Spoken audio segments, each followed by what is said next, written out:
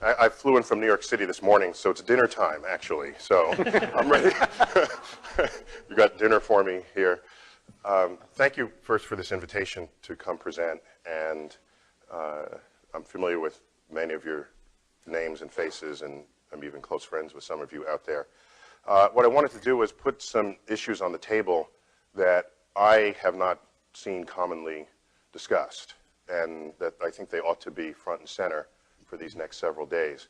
Unfortunately, I missed Professor Weinberg's talk because I tried to get here. I woke up at 4 o'clock this morning in New York City to get here, and the best I could do was halfway through. I missed your talk completely, but I got halfway. You're forgiven. Okay.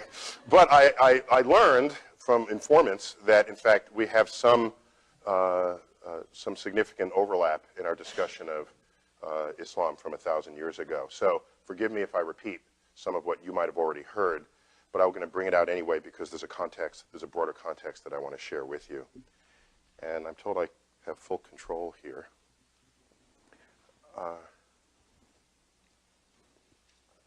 Let's see if this works. Oh, in case you're wondering, that's the Eagle Nebula. One of the few photos that you'll see that are this beautiful that are not by the Hubble telescope.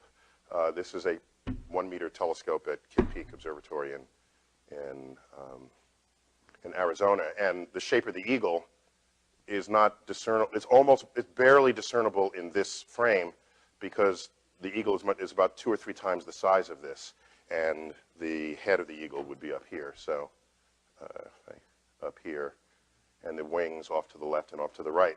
Perhaps the most famous image of Hubble is a close-up of this zone right here, which has been variously be called the pillars of creation, God's fingers, and all sorts of other sort of religious references. People feel that way when they look at images of the cosmos, of course.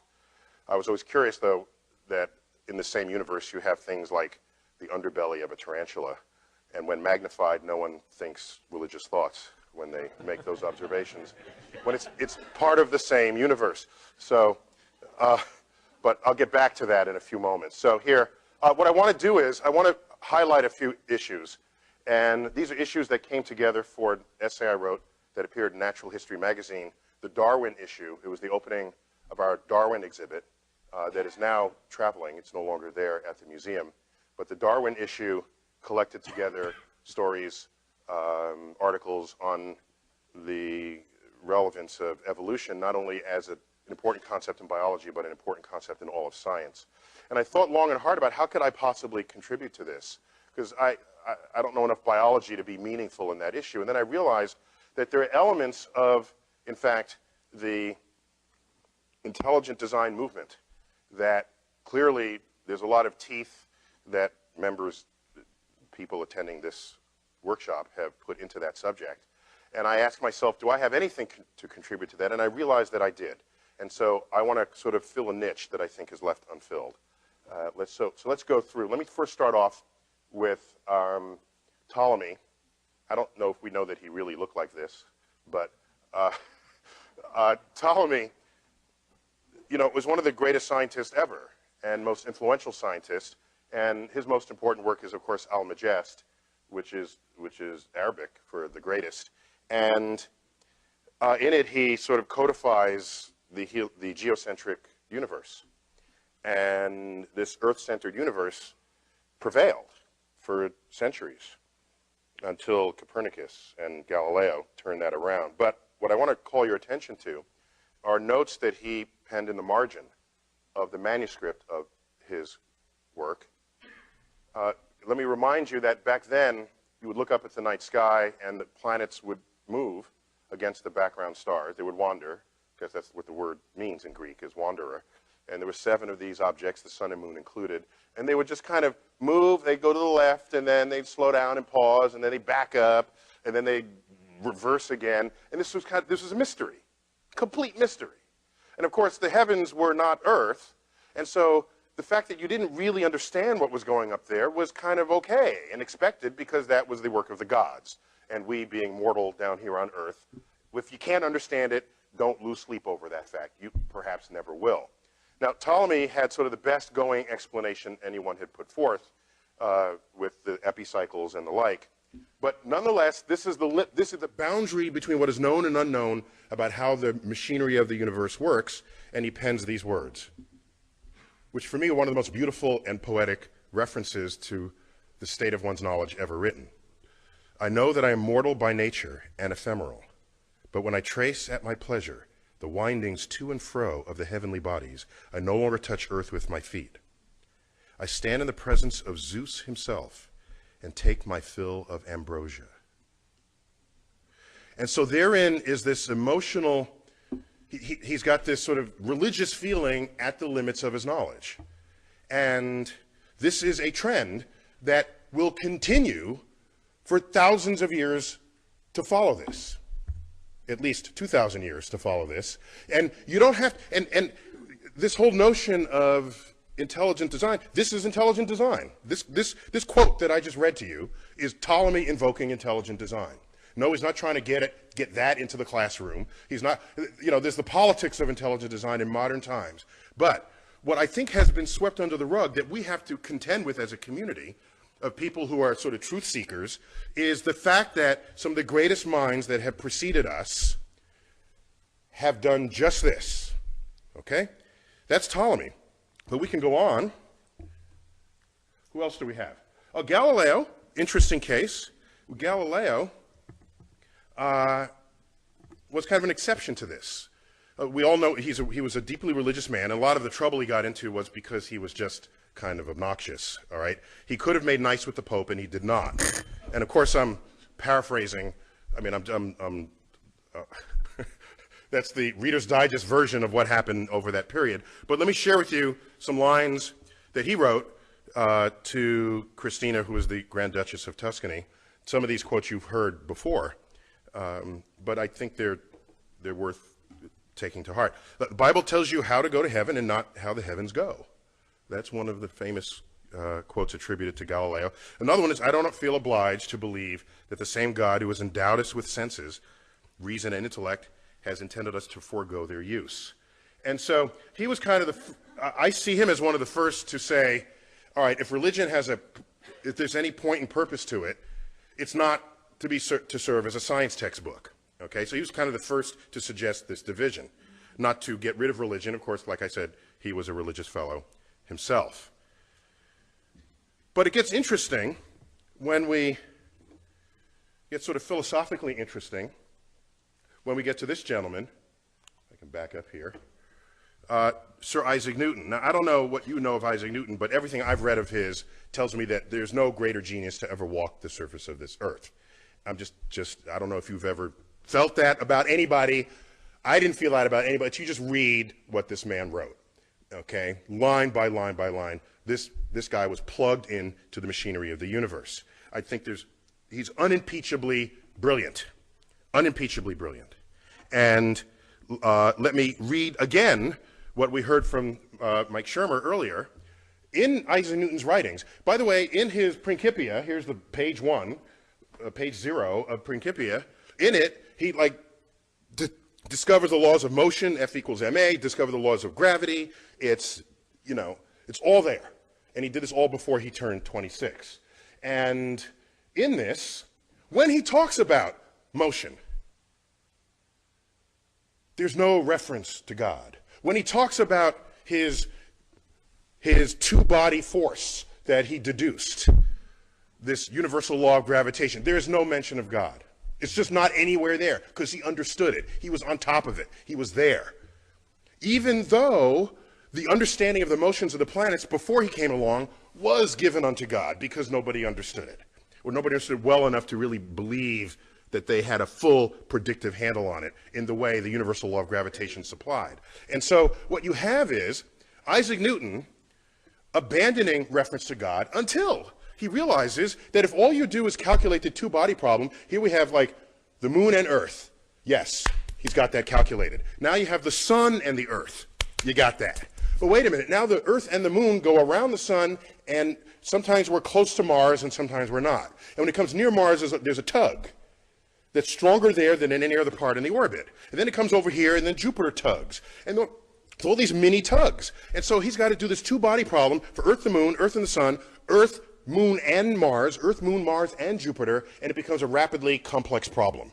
And he realizes that, in fact, applying this simple sort of approach to calculating the stability of the solar system, he finds he can't stabilize the solar system. He can't account for how we have stayed this way for as long as what was possibly necessary from the beginning of the universe. And so what does he say? He's at his limits.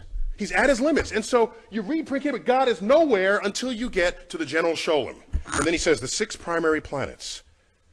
Back then there were 6 planets, okay? Now there's 8, in case you haven't been keeping track. Even if you thought there were 9, there are now 8. The 6 primary planets are revolved about the sun in circles concentric with the sun, and with motions directed towards the same parts and almost in the same plane. He's got the whole picture now, and he's trying to sort of account for that. But he can't just simply doing 2-body calculations, certainly not without a computer or without a new kind of mathematics. He says, but it is not to be conceived. But is it not to be conceived that mere mechanical causes could give birth to so many regular motions? This most beautiful system of the sun, planets, and comets could only proceed from the counsel and dominion of an intelligent and powerful being. This is Isaac Newton invoking intelligent design at the limits of his knowledge. And I want to put on the table the fact that you have school systems wanting to put intelligent design into the classroom, but you also have the most brilliant people who ever walked this earth doing the same thing. And so it's a deeper challenge than simply educating the public. It's deeper than, as you know, by the books written by our scientific colleagues that do take these deeply resonant and charitable positions towards their religious beliefs. Maybe the real question here, let me back up for a moment. You know, we've all seen the data. 40%, there's 90 whatever percent of the West or the American public believes in a personal God that responds to their prayers. And then you ask, well, what is that percentage for scientists? Averaged over disciplines, it's about 40%. And then you say, how about the elite scientists, members of the National Academy of Sciences? An article on those data recently in Nature, it said 85% of the National Academy reject a personal God. And then they compare it to 90% of the public. You know, that's not the story there. They missed the story. What that article should have said is, how come this number isn't 0? That's the story. Okay? So my esteemed colleague here,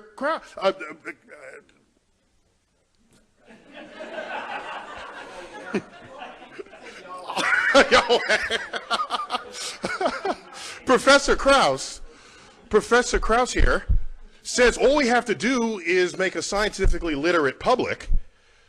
Well, when you do, how can they do better than the scientists themselves in their percentages of who is religious and who isn't? That's kind of unrealistic, I think. So there's something else going on that nobody seems to be talking about. That as you become more scientific, yes, the religiosity drops off, but it asymptotes. It asymptotes not at 0. It asymptotes at some other level, so they should be the subject of everybody's investigation, not the public. I'm telling you. So it's not 85% reject, it's that 15% of the most brilliant minds the nation has accepts it. And that's something that we can't just sweep under the rug. Otherwise, we're being disingenuous to the efforts here. And I know I'm standing between you and lunch here, so let me try to go quickly.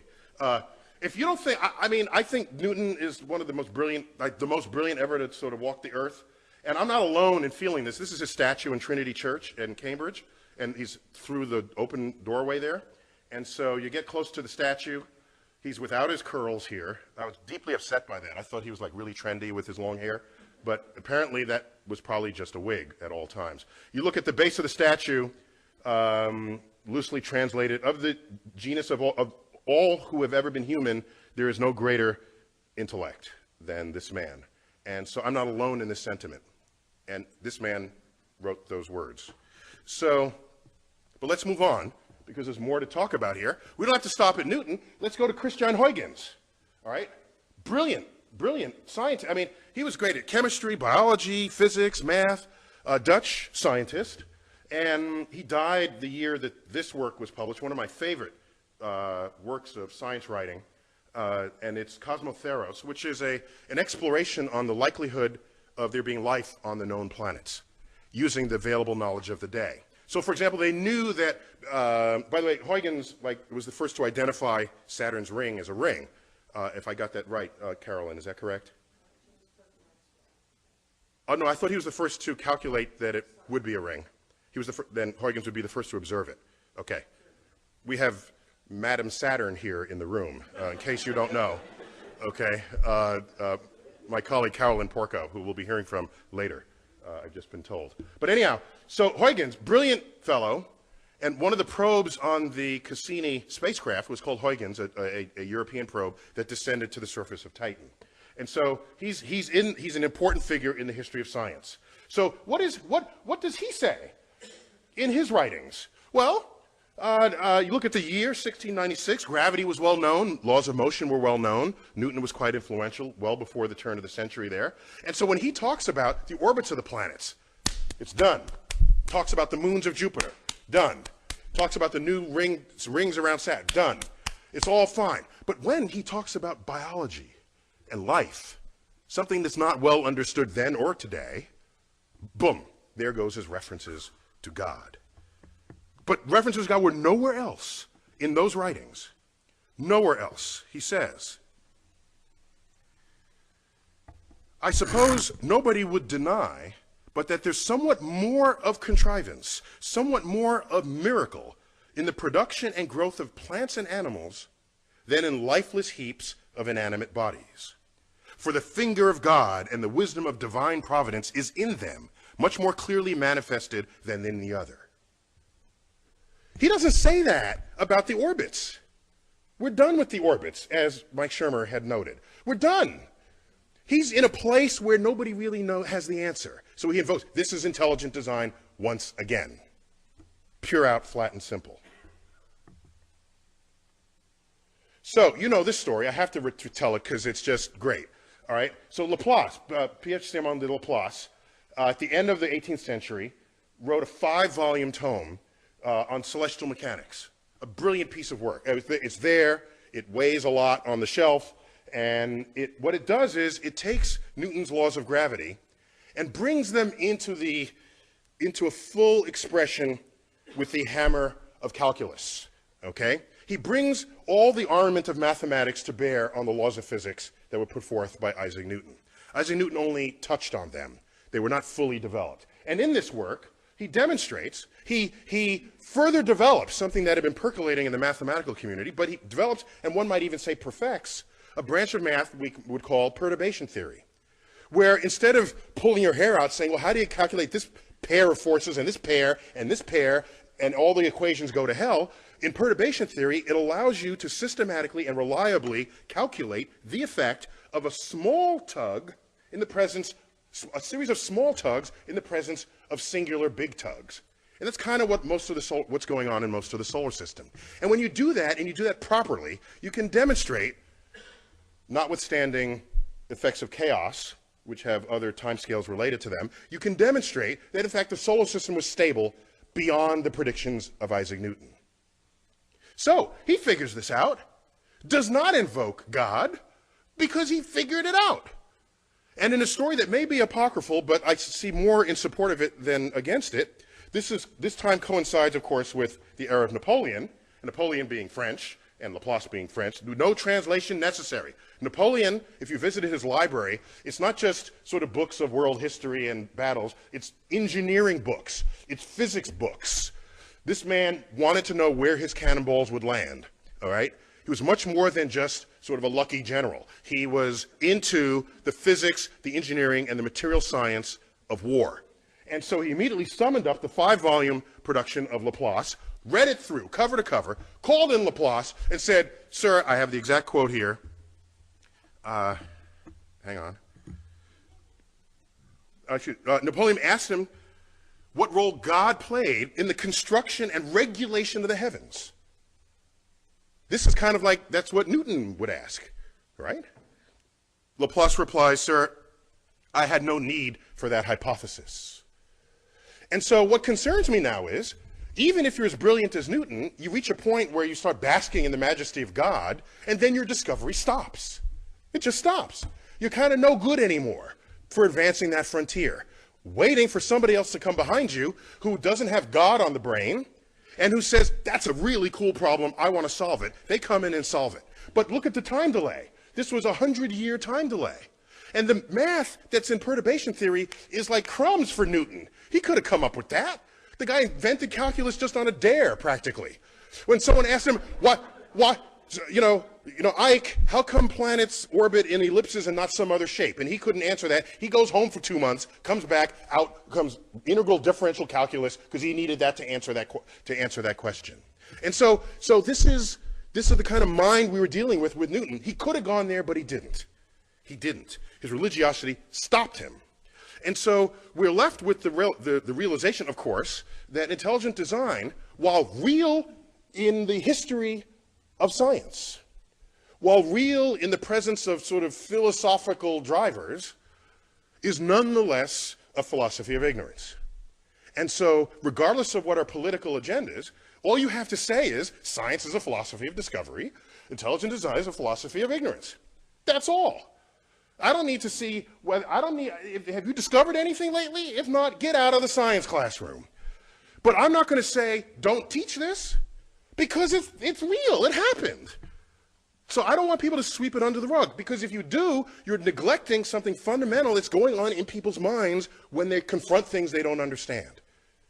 And it happens to the greatest of the minds, as it happens to everyone else, many, if not most other people in the public. So let me blow through some last set of slides here. I want to call something to your attention that we all know intuitively, whether or not you've thought about it explicitly. You go around the world and you find times and places where nations have excelled in one subject or another.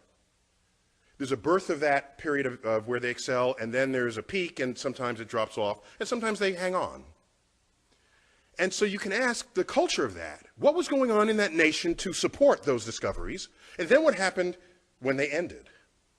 And so I call that sort of naming rights. If you were there first and you did it best, you name things. Particle physics in this country, in the United States, was like going gangbusters after the Second World War. And the discovery of atomic elements, look at the periodic table. There's berkelium, californium, we got half the United States up there in the upper, heavier elements of the periodic table. Am I right there, Sir Weinberg? Okay, I don't want to. That's not because the world liked California or Berkeley. It's because the work was done here. It's because there was an effort to excel in just those subjects. And it shows up in other ways. Well, I'll give you just briefly. Part of the naming rights is that you don't have to name it. So, for example, while we didn't invent the internet, we certainly exploited it here in America. We did that sort of first and best. And so your email address does not end in .us. Everybody else is in the world, they got to say what country they came from. We don't, okay? It's simple, but it's the consequence of being there first and doing it better than anyone had done it before. Do you know that the British postage stamp is the only postage stamp in the world that does not identify the country of origin? Because they invented postage stamps. So why should they have to say what country it is? It's their invention, okay? Check them out. It's just the facts of this. The constellations of the night sky, it's the Greek and Roman, and it's lasted to this time because they did a really good job thinking that stuff up. All the mythologies of the heavens, that really stuck with us. All right, so I'm going to make a larger point,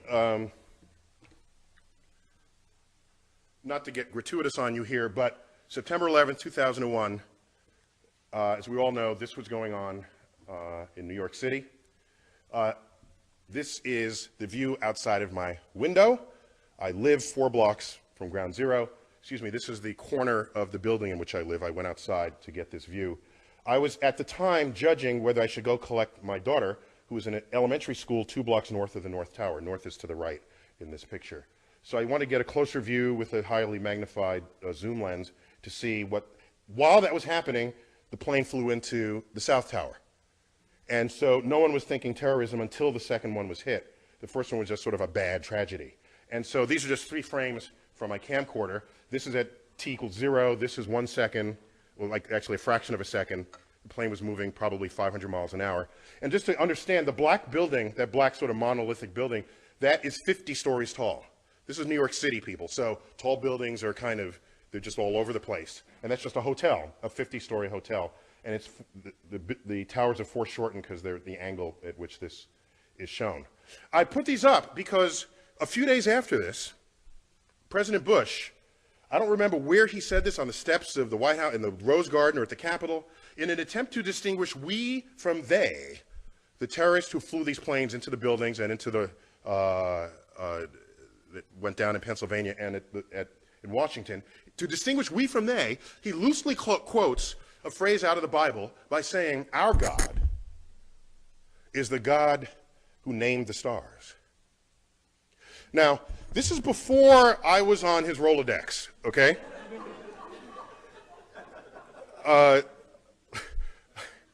Because I could have helped him out there. The fact is, of all the stars that have names, 2/3 of them have Arabic names. So this was not, I don't think, his intent with that message. Okay?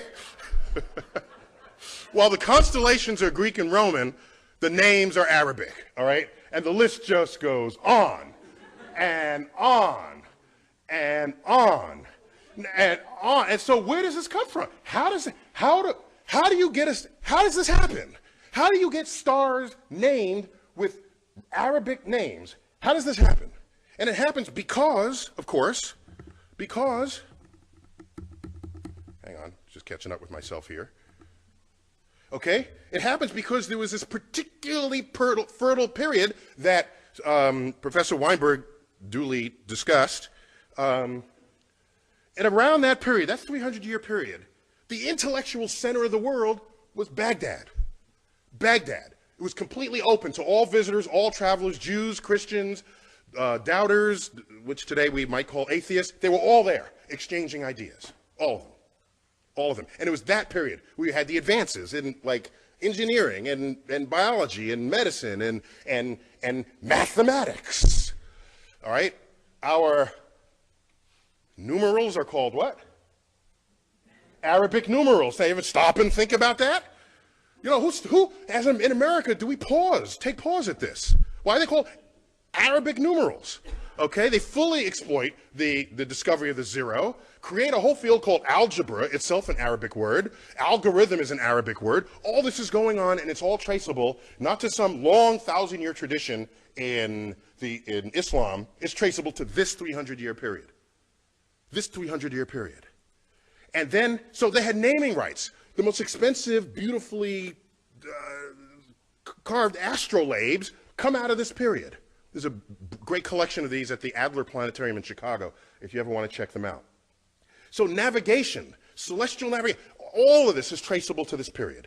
And so something happened. And what happened, as was previously described, I was told, and forgive me for repeating from what you might have heard, 12th century kicks in, and then you get the influence of this scholar, Al-Ghazali, all right? And so out of his work, you get the philosophy that mathematics is the work of the devil. And nothing good can come of that philosophy. That combined with other sort of philosophical codifications of what Islam was and would become, the entire intellectual foundation of that enterprise collapsed, and it has not recovered since. Over that period, all these books were translated into Arabic on a scale not seen since then. And so why am I even going here? Because I'm trying to explain to you that you fast forward, the dangers here is that you fast forward to 21st century America and ask, what influences are we feeling now? Because that period, that naming period in Islam stopped and it never recovered. Because the way of thinking about the natural world, revelation replaced investigation. Okay? So I fast forward to 21st century, and what do you find? you get things like this, okay? This is in America. All right? So now, what I find interesting is the level of passion that it requires to actually do it. You gotta like pay for this, okay? And it means a lot of people are pissed off at the Big Bang. They're pissed off at the Big Bang. At our museum in New York, the American Museum of Natural History, they come to the Big Bang exhibit, and sometimes I don't feel like having that conversation. I say, why don't you go to our hall of human biology first, and then come to us? And that's where we have sort of monkeys holding hands with people in skeleton forms, and then they never make it back to the Big Bang. They're gone forever. Okay, so however egregious the Big Bang is, monkeys and people is a worse transgression, apparently. So there's that, but there's also, here's a little bit of intelligent design here. Here's one that wants to accept the science, but then is like what's before the Big Bang. We don't quite know yet, so God was there. So of course, intelligent design is basically a God of the gaps. But my favorite way to end this, then, is to just reflect on, I want to do it just a fast tirade on stupid design, and this will be fast. Look at all the things that just want to kill us, okay? Most planet orbits are unstable. Star formation is completely inefficient. Most places in the universe will kill life instantly. Instantly. There are people that say, oh, the forces of nature are just right for life. Excuse me. Just look at the volume of the universe where you can't live. You will die instantly. That's not what I call the Garden of Eden, all right? Galaxy orbits that we orbit once every couple 100 million years, you're bound to come close to a supernova that will wipe out your ozone layer and kill everybody on the surface who doesn't otherwise have dark skin, because your high energy rays will give you skin cancer.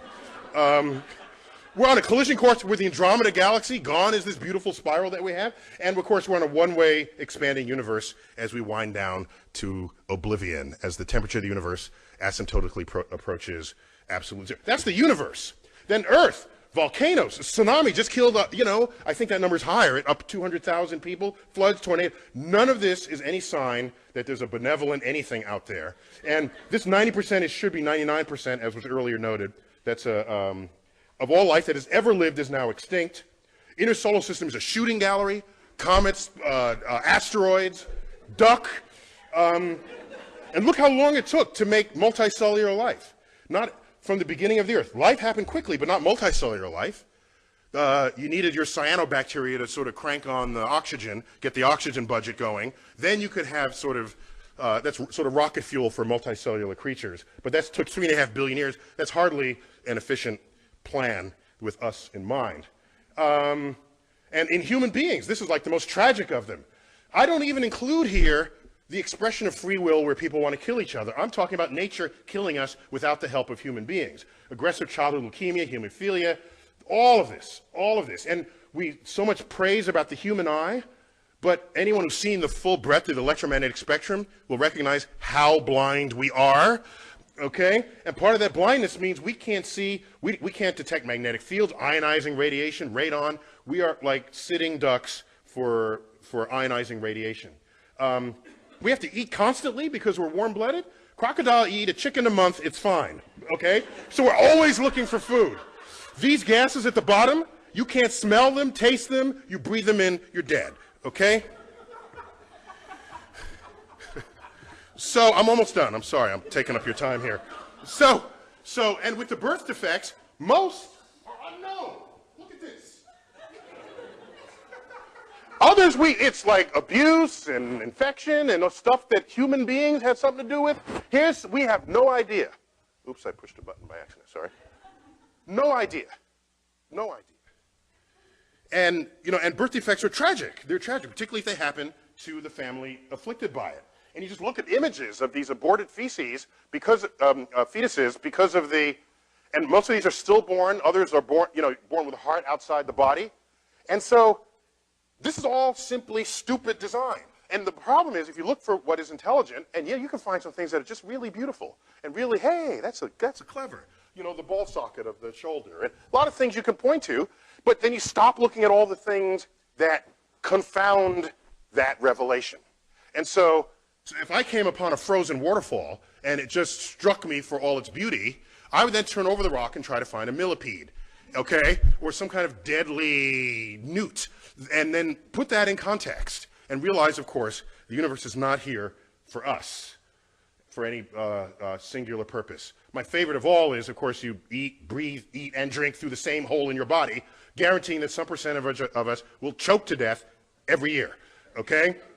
Imagine if you had a separate hole for breathing and eating and talking. That would be just really cool, right? Just, you could drink, breathe, and just talk, and you would never choke, all right? And it's not a hard request. Dolphins breathe and eat through different holes in their body. And that's a mammal. So I'm not, you know, this is like Santa Claus could bring this one. And this one, of course, my favorite of all, like, what's this going on between our legs, right? As you've heard, like, you've heard it. It's like an entertainment complex in the middle of a sewage system. No engineer would design that at all, ever. It's like the wrong juxtaposition of elements. So what I want to put on the table is the fact that I don't want the religious person in the lab telling me that God is responsible for what it is they cannot discover. Because look at the hubris of that. You're in the lab and you say, I don't know how this works. And not only that, no one alive on earth knows how this works. And not only that, no one who will ever be born will know how this works. That's kind of audacious when you think about it. And then you put it down and go on to the next problem. If this problem is a cure for Alzheimer's or cancer or whatever else, I don't want them in the science classroom. And so the issue is simply about progress and discovery. And in my recent forays into Washington, well, I've been closer to a community of Republicans than I have ever been in my life, because I grew up in New York City. And in New York City, I think that person is Republican back there. You see? No, not that one, the one behind that person. Yeah, that's a Republican. There's another one. That's in New York. So you grow up this way, and I get sort of baptized into a Republican administration. I had 2 consecutive appointments in the Bush administration, one on aerospace, on the aerospace industry, and one on space exploration, the NASA's future, basically. And I realized something, spending that much time in the community of powerful Republicans, that Republicans, above all else, do not want to die poor. So there's a limit to how far this will go. And I bet most people in this room, even those assembled at this table, were highly concerned about the Dover trial, wondering how that would turn. And I looked at that and I said, I'm not worried, because it's a Republican judge. And in the end, if you put people who are not making discoveries in the science classroom, that is the end of the foundation of your future economy. And so I had a little more confidence than others did because of this sensitivity to the money aspect of it. But we all know tomorrow's economies will be founded on innovations in science and technology, and of course that gets cut short if we lose our civilization, as what happened in Islam in 1100. And the last thought I'll leave you with, which concerns me greatly, if you do the math, okay? You know, just look, you look at all the Nobel Prize winners there ever were, some even in this room, and ask how many were Muslim. And it's like 1, maybe 2, okay? I think a second one was in economics. And the one we referred to was described earlier, the co-winner of the Nobel Prize with Professor Weinberg, Abdus Salam. And he's not Middle Eastern Muslim, he's Pakistani Muslim. Okay? Now, how many Nobel Prizes are won by Jews? It's like the 4th of the Nobel Prizes. Okay? Some high fraction of the total. And then you look, how many Muslims are there in the world? It's like 1 billion Muslims. How many Jews? 15 million tops. Okay? So you could ratio these numbers. Had Islam not collapsed in its intellectual standing in the year 1100, and you just do the ratios, they would have every single Nobel Prize today. So the fact that it's not only just a few, it's near zero, is deeply worrying. I'm concerned about what brilliance may have expressed itself and did not in that community over the past 1,000 years. And so what I want to put on the table is why, so that's the end of my talk, but I want to put on the table Not why 85% of the National Academy rejects God. I want to know why 15% don't. And that's really what we got to address here. Otherwise, the public is secondary to this. Thank you for your attention here.